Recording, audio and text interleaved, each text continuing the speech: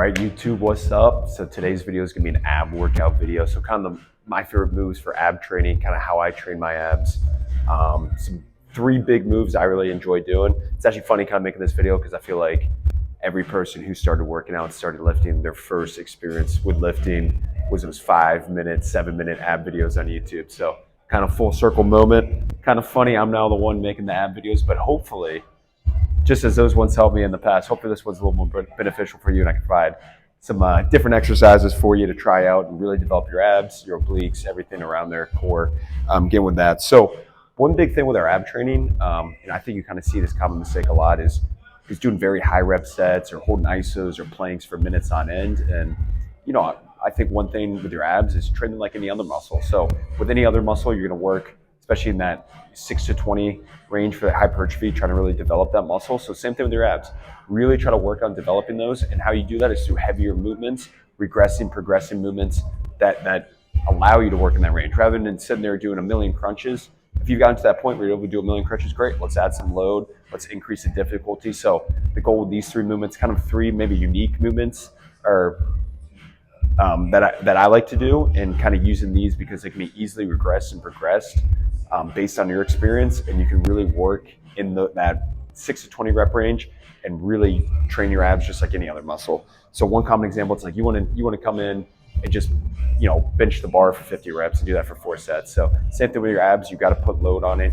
You got to spend the time developing in it, resting in between sets, and really engage in squeezing those abs. So also another benefit with ab training, from the physique side, from them being more visible, is obviously the functionality, how important they are for the strength training, for your main compound movements, if you're a sprinter, if you're an athlete, whatever that is, how important that foundation, having a strong core is, and even from injury prevention for that. So just having a strong core for that. Now, another added benefit, and you hear this a lot, is the abs are made in the kitchen, which is a true statement, but I think it's kind of misleading. I think it's kind of outdated with that, because generally you can say that for any muscle. You can say biceps or quads are made in the kitchen because they're going to be more defined and vascular at lower body fat percentages.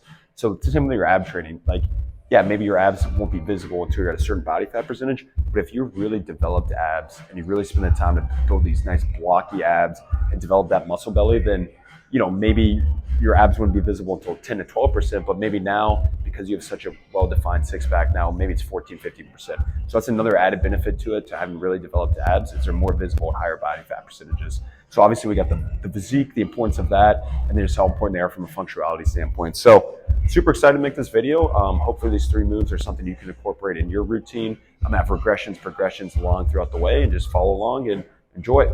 All right, guys, what's up? So our first move we got is gonna be a Zercher Carry. So kind of a unique exercise, especially if you've never done it before. Might get some questionable looks in the gym, but great movement, especially the Zercher position, such a beneficial movement for your core. Really allows you to engage your core, really have to squeeze that core, and it's honestly a fun movement to do. So with the Zercher position, the biggest thing is gonna be that setup. So the setup, you're gonna have it right in the crooks of your elbows here, and then really what this is gonna force you to do is you really have to engage your core, your upper back, and your traps in order to hold that position.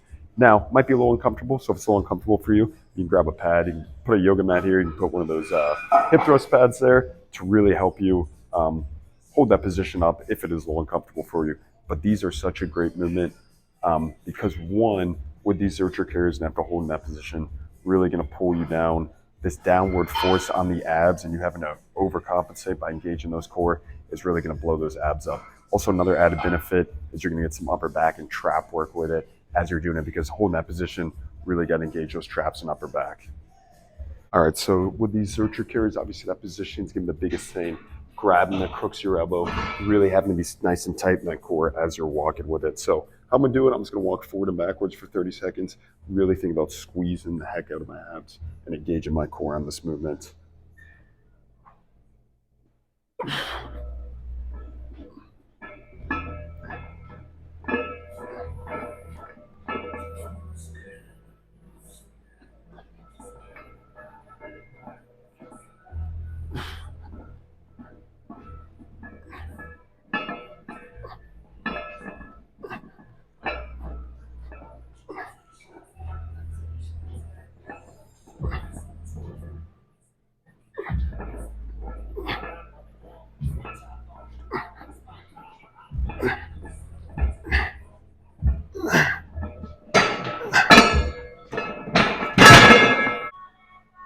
let's go round 3 here. Set 3.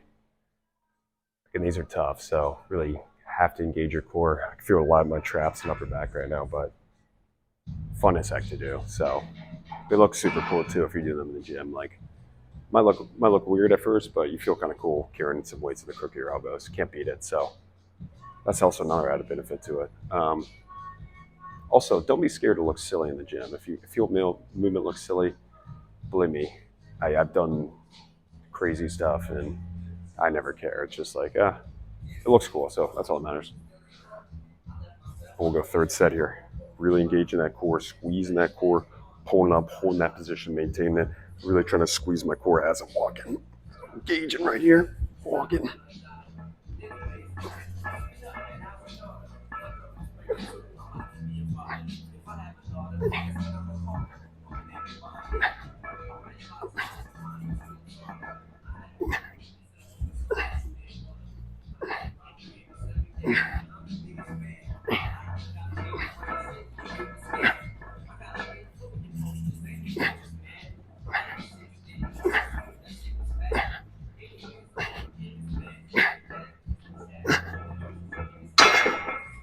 Love the rocking. That's the hardest part. All right. Just finished all 4 sets of those. So 30 seconds. I kind of just walk back and forth. It takes me 15 seconds to walk back and forth. So your goal with these isn't more distance. It's more just really squeezing your core, going nice and slow, and going more for that 30 seconds at a time. So load it up. Go pretty heavy on these if you're able to with that. So this next variation I'm going to show you is if you're very limited with space and you don't have an area to walk. If you're not as fortunate as me, have an area to walk and you got to do it in space. So this one is just a Zercher march. So all you're going to be doing is holding the Zercher position, but you're just going to be marching in place. Now, the reason you march, as opposed to just holding it and squeezing the core, marching and walking, it really causes you to engage your core a little more. Because as you're walking and marching, you got this downward force pulling you down. So that really requires you to compensate by squeezing your core, upper back traps. So that's why, even if you are limited with space, as opposed to just holding that ISO position, do more of a march in place because it will create that instability, cause that downward force that really squeeze the core. So kind of how I do it, same thing, you just go for 30 seconds and you just kind of march at your own pace. So you'll grab the same way we've been doing the Zercher position, you'll get it here, let's drive, step out a little bit, we'll drive that knee up to 90, come back down, and you just march in place here. Just as hard as the walking variation. So that's if you're limited on space and you don't have any area to walk, so that's a great movement as well. All right, guys, we'll get into the next move. So this is my favorite ab exercise of all time. This is just a toes to bar, hanging toes to bar. Now, as you can see, I have this barbell set up right down the back. So this variation I got a couple months ago, someone on Instagram, sorry if I forgot your name, but appreciate it. It's a great variation, especially if toes to bar, you're able to do it. One, with this bar is what allows you at the top of the movement. It really takes the grip and the hip flexor out as a limiting factor. Because typically when you're doing these movements, use your hip flexors, your grip gives out before your abs. So one, this bar allows you to roll back into it, so then you can really engage your core. Don't have to worry about that giving out. Another added benefit is at the bottom of the movement, it kind of takes away that swing, so it makes it a little more stricter. And then kind of this third added benefit that I like for it is because the bar is a little out in front, you kind of round your back around it a little more, so it allows you to get a bigger stretch at the bottom. So you get a bigger range of motion, it's more strict, you're not swinging at the top, and you can really isolate your abs. So we'll go 3 sets here. I say 8 to 12 range. I'm gonna try to shoot for 12, but this is another movement that can regress and progress based on your experience, your regression. I'll show one variation at the end, but I'll get into that first set here. So kind of that setup, jumping up here, grabbing that bar, upper backs into there, and I'm really bringing those toes to the bar, coming nice and slow and controlled on the way down. So slow and controlled, minimal rock at the bottom, big stretch is what I'm thinking as I'm coming down.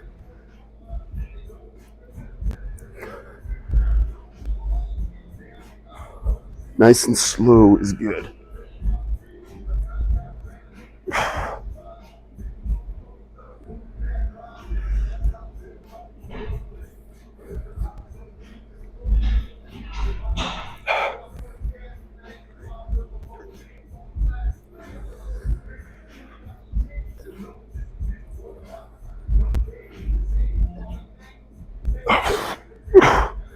So 13, I couldn't get my toes to the bar, so I'll say that's technical failure. but great movement. I absolutely love those toes to bar. And that's a movement, like, I don't know, maybe it's just me, but I don't really feel it until like 30 seconds after, and then my whole abs are just lit up on that. So great movement. We're getting the next 2 sets. All right, we'll go set 2. Here we'll go with side angle, so you can kind of see how really I kind of drive up on that bar, so it kind of takes away that grip and hip flexor, really kind of engage that core, and then also the bottom kind of wrap it around the bar. So we'll go set 2 here. We'll knock it out. So nice grip here, setting, engaging, nice, and bring those toes up.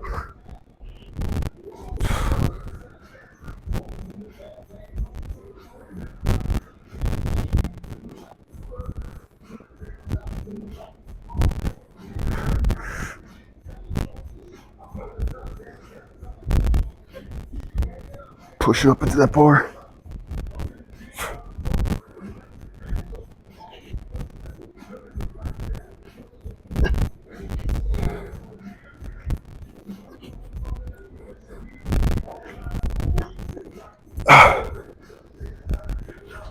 So last one, I kind of swung off a little bit, so that's when I kind of stopped once I reached that technical failure.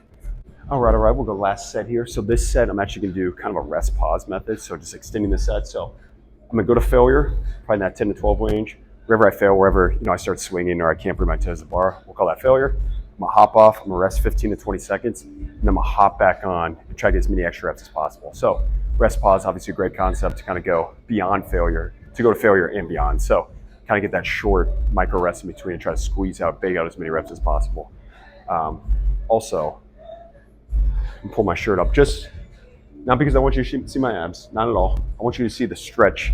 Okay, I partially want you to see my abs, no, I'm just kidding. But at the bottom of it, one thing I really like about this is you can kind of really see the abs being engaged. So you can see as I'm coming down, like the big stretch, you see this big stretch in your abs right here, and as they're coming up, you can see that crunch position.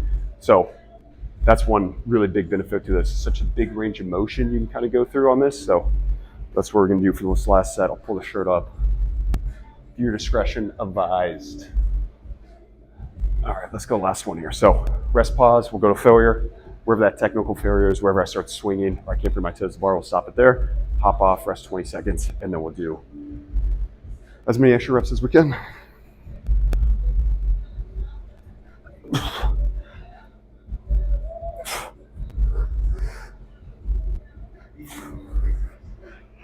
Big stretch, pushing up.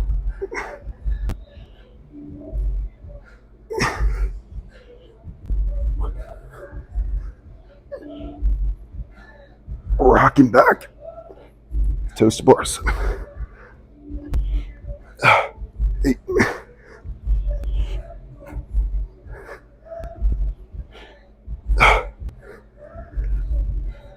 Oh, failure there, I dropped off. Ooh. Rest 20, 19, 18, 17, 16, 15, 14, 13, 12, 11, 10, 9, 8, 7, 6, 5, 4, 3, 2, 1. We'll pop back up. As many extra. 1, 2, 3, 4. 4. All right. See, that's kind of a good method to use as you're going to failure in those last sets, kind of extending that set. So, I was able to do 11 and 4, so 15. So kind of 3 extra reps, and I got the first 2. So fundamental finish 2, get your abs burning up. Now, obviously, toes to bar is a pretty complicated movement, pretty advanced movement. So if you're not quite there yet, nothing wrong with that. You can still perform this movement. We're just gonna do a hanging knee raise. Same setup. We're gonna have a bar behind our upper back so we can really reduce that swinging and kind of take away that grip and hip flexors limiting factor. But instead of bringing your toes to bar, just think about bringing your knees to your chest. So sit up here. We're just coming here. Bring those knees to the chest. Come back down. Knees to the chest. Come back down. Really rocking into that bar. Preventing that swing at the bottom. Strict on the way down. So that's kind of a regressed version. If you're not able to get to the toes to bar yet, still an awesome movement. Still really blows up your abs. But you can treat it the same as a toes to bar. All right. We'll get into our last movements. Our last movements just be a cable crunch. So this really isolates the core. Another good movement. Crunches are a great movement. I don't want to seem like I was hating on them in the beginning, but they can definitely be progressed beyond just regular body weight crunches. You can hold a plate behind your head. You can do an incline. You can do a decline crunch. I really like these gable crunches because one, you can load it up, and you can really get a big full range of motion, big stretch, similar to those toes to bar. So on this one, you're gonna grab like a tricep rope push down. You're probably a lot stronger than you think on these. So getting that stack set up. So we are gonna set up a little further back. So a big thing with that setup is you want your knees, you don't want to be straight under. You want to be a little farther back. You want your knees back. When you're doing these, you want to think about bringing your chest to your knees or your ribs to your pelvis. And you really want to lock those hips in. So you don't want your hips to be moving. So you want to be here, locked in. You don't want to be coming up like all the way up there. You want to keep your hips nice and locked in. So we'll get into this first set. We're going to go 3 sets. Again, 8 to 12 range, probably shooting closer to that 12 range. And we'll kind of do the same thing we did with those toes to bar last set. We're going to do that extended set. So setting up behind, knees to quads, nice and control on the way up.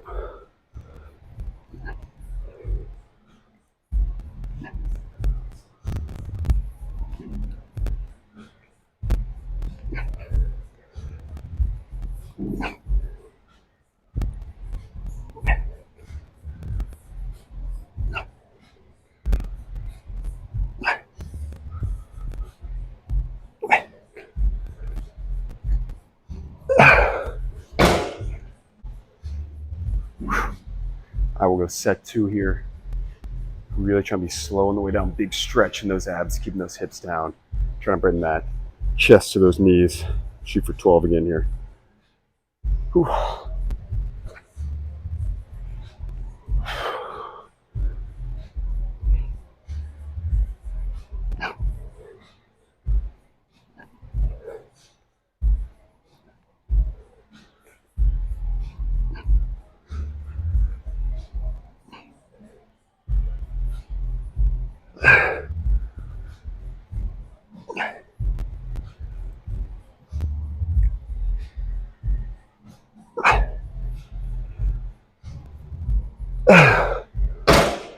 Whew. Heck yeah, that felt good. Start to burn at the end. All right, guys, we're gonna do the last set here. So kind of same thing we did this toes to bar, hanging knee raise variation. We're gonna go to failure or technical failure. Because like on these 2 movements, you can kind of go all day and start swinging and using all the momentum. But technical failure, just kind of have like a guideline set for when that is. So for this, for me, it's when my hips, when I can't really bring my knees to my, I can't get that full crunch and my hips start coming up. So we'll call that technical failure. Once I get there, do the same thing, rest 20 seconds, and try to bang out as many extra reps as possible. Yeah, but this will be the last set of the day. So looking forward to it. Finish strong.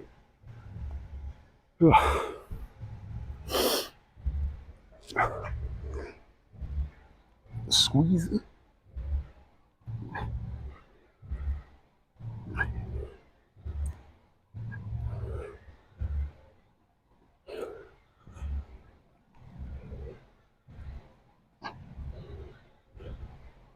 Ugh.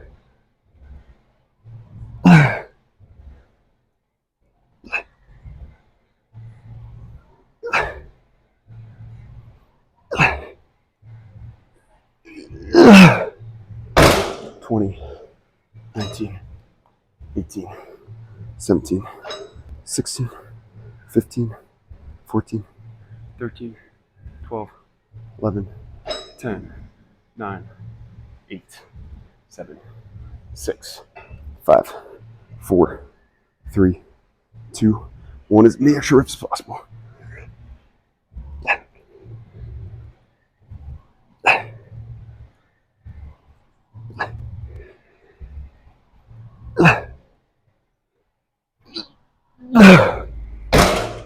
Oh, heck yeah, that was awesome. That was fun.